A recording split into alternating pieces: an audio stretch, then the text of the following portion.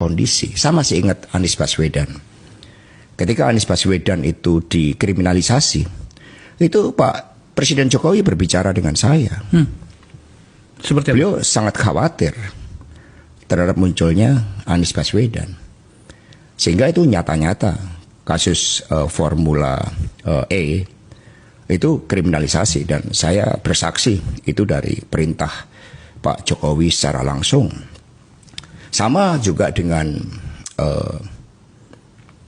hal terkait dengan revisi Undang-Undang KPK. Kalau kita lihat, revisi Undang-Undang KPK itu kan sebelum pilkada serentak, di mana Mas Gibran dan Mas Bobi maju.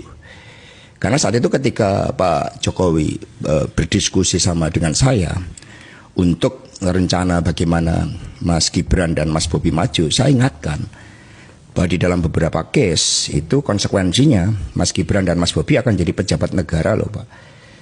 Begitu jadi pejabat negara, urusan gratifikasi itu menjadi sensitif.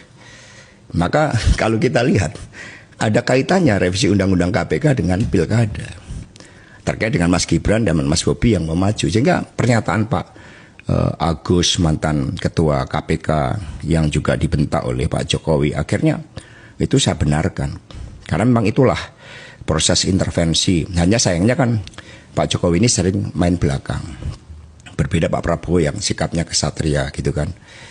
Diminta dukung Lutfi aja, itu menunjukkan sikap yang jauh berbeda. Itu kan ekspresi yang disampaikan kepada rakyat bahwa saya menyampaikan ini di rumah Pak Jokowi pada hari Minggu. Itu kan pada akhirnya rakyat menangkap itu sebagai suatu bentuk pesanan. Bagaimana perlakuan terhadap seorang presiden yang berdaulat pun seperti itu. Akhirnya kan rakyat bersikap kritis.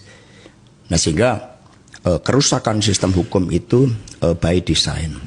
Termasuk persoalan yang muncul antara Pak Firly kemudian dengan Pak Sigit Listio terkait dengan proses kriminalisasi Anies. Jadi semua sudah by design.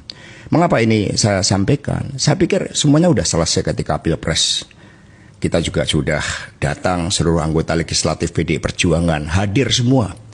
Diminta hadir oleh Bu Mega. Perintah langsung Ibu. Perintah langsung Ibu tertulis menghadiri, wajib hadir pelantikan Presiden Prabowo Subianto dan Wapres Gibran. Tapi ternyata itu tidak cukup.